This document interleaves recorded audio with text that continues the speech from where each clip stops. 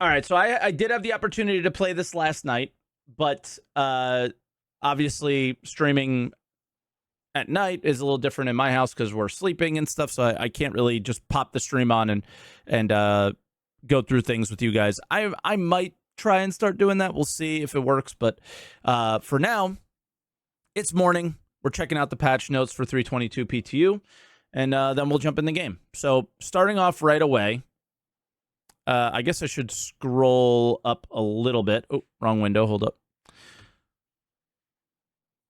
Bam. That's a little better for you guys to read, right? We can make it a bit bigger. There we go. We should probably go through the testing focus. Big thing, Jumptown 2.1 is back, and it'll include a 4th new location, as well as a Rastar redrop of the original 3. I don't think the Rastar redrop is going to matter too much for us. Maybe moving some boxes around outside, something like that, but nothing too crazy. Then stability testing, the new player hair is in. Mineable balance, I had as much of a part in that as I could. I spent a good amount of time trying that out. Procedural FPS recoil and FPS weapon balance. We just discussed a little bit of the weapon balance. The FS9 definitely got a much-needed nerf. And then there's multi-crew and arena commander now, which is really cool. And I was talking to some people. There's a lot of changes to like master modes and things like that as well. Features not yet ready for feedback and testing. And I'm going to reiterate this. I cannot stand that we're doing this still. This is why you have Evocati. But I think they know that they don't want to run into a situation that they had last year and the year before and the year before that, pretty much every year in December. So it's almost understandable in this situation to be pushing something out that isn't ready because they need to get the greater feedback on everything else, or the numbers or the stability stuff for everything else, because they have a stopping point. And the thing about this time where it's like sort of acceptable is this stopping point isn't a ship sale. This stopping point, unfortunately, is the holiday break that is very long, and not everybody can be there to fix bugs or to work on things, right? Because everybody's going to be on vacation. So they gotta put it out there. So new derelict settlements, it's kind of whatever. And then openable cargo containers. I'm not sure where to get the openable cargo containers. We'll have to see. Maybe it's in the notes. That's not something I checked out yet. Something new about the notes, which I think is interesting, but also when I was watching Zero State last night, he was like, this is bullshit. Stanton Spawn Closet mission. This is in the known issues again. AI can spawn out of bounds of their intended spawn points. 66% repo when it's like 100% repo. So they're saying how often these things are reproducing to be like, hey, this 4% repo bug is really hard to fix. This one's going to be a lot easier to fix, right? So there's some little interesting numbers there that are kind of cool. Reproduce. That's what repro means. And then let's get on to the features, the stuff you guys really care about. Okay. Structural salvage. Implementing the ability to transform large chunks of metal salvaged from ships into refinable material. Like Gandalf would transform them, by the way. Structural salvage is the next step in the salvage profession. Initially, it will bring additional functionality to the 2 salvage ships, the Drake Vulture and the Aegis Reclaimer. I said, oh yeah, so initially is maybe a key word here for how I'm feeling about it, okay? It will allow players to convert full ships into the resources, RMC, and now a new one called construction components, okay? That can be sold. This was not how it was shared in the roadmap. So I feel like very quickly you should bring the roadmap up, because there's a key difference here for you guys. And I'm not sure if you care, but I do think it's important. So let's bring up release view for you guys. We're very zoomed in on on Spectrum. So, gameplay. Implementing the ability to transform large chunks of metal salvaged from ships into refinable material. Okay? And I think that this was a really, this is where I think my disappointment comes from. And I think you're right, Jab in chat. It doesn't really matter before crafting, right? But I really was excited for this. So just to say that I'm disappointed is I'm disappointed with it. I could be disappointed with it. And this is something that I'm really disappointed about with it, is that we just turned it into a different RMC that's worth a little bit more money. And there's other things I'm disappointed about, but specifically that is one of them, okay?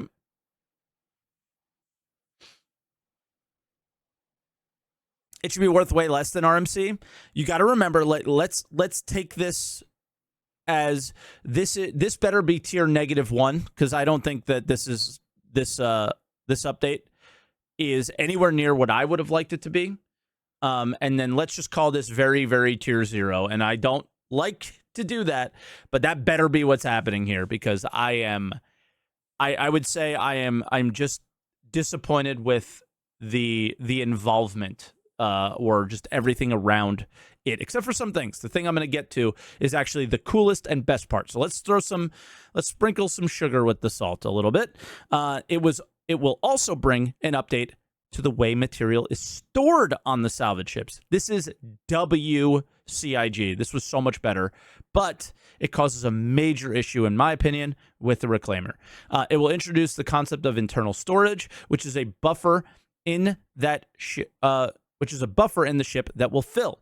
This buffer storage size will depend on the size of the salvage ship. Once full, the virtual storage needs to be emptied using the filler station. For Reclaimer owners, the salvage mode is only operable from the co-pilot seat, so trying to make it multi-crew, but failing miserably.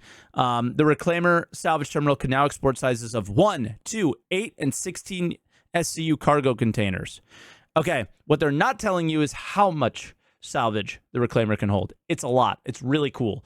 But what ends up happening with the Reclaimer is, I'll show you on the stream playing, is it is a solo ship. The Reclaimer has now become a solo ship because of the buffer and because the co-pilot seat is right next to the Reclaimer pilot seat. So we've turned, we just got rid of sort of got rid of the cargo running problems, right? No way moving cargo downstairs sucks. Well, not as bad when you have 16 SCU containers, right?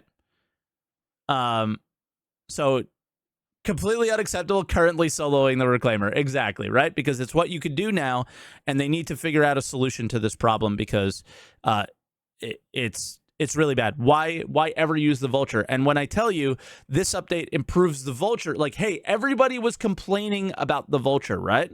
Really, really bad about having to go down the stairs, move 2 boxes. Oh my God, this is so annoying. This buffer solves that problem. So essentially, you fill your ship fully, magically, right, with SCU or with RMC or the construction components. Then you spit out 16 boxes. Bang. 1, 2, 3, 4, 5, 6, 7, 8, 9, 10, 11, 12, 13, 14, 15, 16. Then you can go sell, or you can grab more virtual storage. So now it's one time downstairs, right? So this was a result of trying to fix the Vulture, and in my opinion, it's made the Vulture completely obsolete because of the way the Reclaimer works. Okay? Now we have new keybinds, which is really important. And also, because construction components are actually more valuable than RMC, nobody's scraping the ship, and there's just so many L's. There's so many L's with this, I can't wait to show you. Oh my God. It's a good start, but it needs so much work. Hull scraping still is now G as the keybind instead of M. Then fracturing mode is right Alt W. So this will, by the way, W. This mode will break up intact ships or derelicts into smaller pieces. And then disintegration is Alt S. This mode will generate the resource from broken down pieces. To start fracturing mode, point the ship at To start fracturing mode on a ship, point to the ship you want to fracture and enter fracturing mode. Once fracture mode has been started, the ship will then break apart in a certain period of time based on the size of ship. To start disintegration mode, point the newly fragmented parts of the ship, point at the newly fragmented parts of the ship, and engage the disintegration mode to break apart the chunks and collect them into the salvage buffer storage of your ship. Fracture / disintegration field salvage speed is linear proportional based on the position and distances. Once the salvage material fills the buffer storage, have the filler station fill a commodity box and move to the ship's cargo grid. Very simple, right? Can I talk? No, man, I can't read, and you're making fun of me for not being able to read well. Be respectful. Holy shit. Do you have any tact? Do you have any, like, respect for normal people ever? Chill out, bro. God damn. I guess, you know what? I deserve it because I'm so toxic, right? Be toxic back towards me. I guess I need to learn how to take that stuff, but I can't. So, and I've never been good at reading, so it's something that I'm quite self-conscious about, why I don't usually do these, try not to do these reading streams. Player hair update, the 20 hairstyles from Squadron 42 are in. Gameplay. This is interesting because honestly, the game doesn't feel that much different. So, yeah. Introducing procedural weapon aim recoil and FPS combat. With this update, we have overhauled the recoil of a majority of the weapons to use the new and improved procedural recoil tool showed at CitizenCon. This will improve the diversity of weapons of the weapons sandbox, allowing each weapon to fulfill a more specific role and a niche role whilst allowing for intense visual recoil. Overall, you will find a greater weapon variety in how weapons play and feel, with tweaks such as weapons now having consistent recoil patterns and the removal of ADS spread. Nice. Full weapon reworks. The Arclight pistol has a full rework and is now a burst pistol. That was awful in Gunrush to the point where they got rid of it. I don't know why it's in. People didn't like it. People had a really hard time with it. I got used to it in Gunrush, but they took it out of Gunrush for a reason, I think. Why is it back? Wasn't that the feedback that you needed? I'm confused about that one, personally.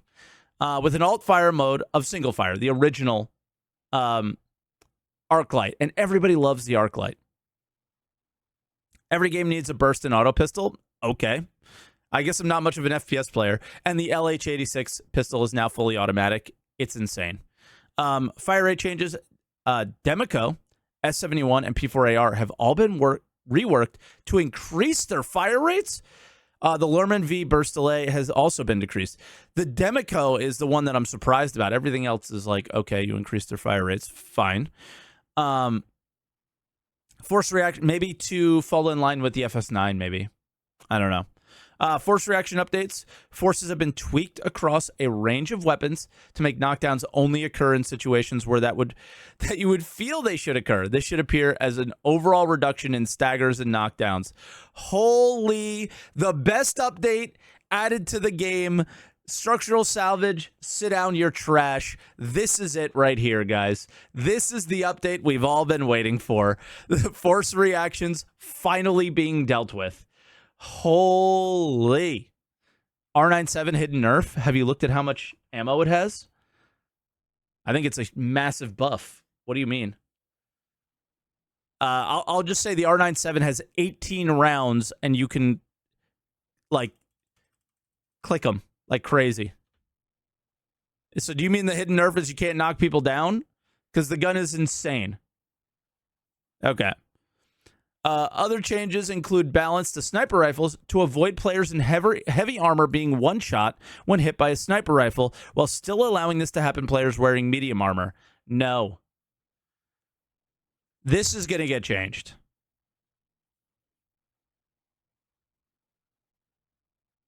This is going to get changed. Every FPS player is looking at this going, what the absolute hell is this? You headshot somebody. Now, here's the question. Maybe we need to clarify here. Is this body shots?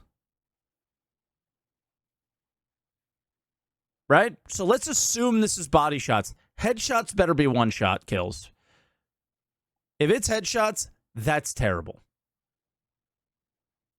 But we'll test it, okay? That's one thing I didn't test in the PTU last night. Along with weapon balance changes, we have adjusted player health damage, damage modifiers, and medical to increase the time to kill. I mean, I died to one of the best FPS players yesterday. It was quick still. But I did have time to react. But if he doesn't miss his shots, whoever shoots first wins. In that scenario. Damage modifiers have been adjusted to allow for more consistent firefights and times. Remove the increased stamina cost on limb HP pools being low. Remove the movement speed penalty on limb HP pools being low. And med pens will now fully heal players. I don't know how I feel about the med pens fully heal players. If you guys didn't know before, if you had any injuries, that would lower the maximum health pool you had. I thought that was a good change. Let me know what you guys think. That one's a little different from me. I'm not sure how I feel about it, but we'll let it play out, of course. This is overall the first major pass towards our new TTA goal. The FPS team is eager to hear feedback about how you feel about current values. Tractor and towing UI updates. Several UI positional changes to help increase readability. Several player updates include deflection flipped in SRV cockpit. Okay. Ranged bar. Erase factor. Target name above status. Force bar fixes include centering force, throttle gimbal, widgets hidden in turrets. Towing UI scale up, turret orientation feedback, more marked radar plane, more okay. I'm not seeing much there. The ship mining pass is I didn't check it last night. It was originally very, very bad. Very bad. And let's hope it's better. They basically adjusted the scale to trend closer to prospector difficulties. But I had to give some feedback on it and be like, yo, this has to change. Let's see how it is today. So we'll check it out. Hopefully we got a long stream here. We got to check all this stuff out. Adjustment to scaling for ship mineable nodes. We just read that. Armor shop prices have all been increased across the board, excluding flight suits and undersuits. I don't remember what the old prices were. So I might need some help on that one, guys. But yeah, that's good overall because you need punishment for death. And that has to be one of those things. So, yeah. Cortec updated the front-end tooltips explaining why a server can't be changed to include crash recovery and combat locking, AI on-foot performance optimizations. And then this is probably the big notable fix, is AI falling through the floor and stairs should be fixed, yet you can reproduce it wherever it is. 66% of the time, it still happens. So, not fixed. Everything else is typically just bugs that are in Evo. Then you had a bunch of cloud crashes that were probably in Evo. And then Arena Commander at the bottom. Multi-crew and spawn locations have all been updated. And yeah, I'm excited for this. It's going to be really awesome. And then you can choose a new vehicle while in-game. So that's a new one as well, which is very, very cool. So, nice. That is 322. Again, I am really hoping structural salvage becomes much, much more than it is now, because it is not where I'd like it to be, and it's sad. But hopefully it's a very, very tier 0, and it'll build from now, but it's goofy. That's how I would describe it. Yeah, they got to go down the mining road with it. I'd like to see that. And maybe they will, but yeah.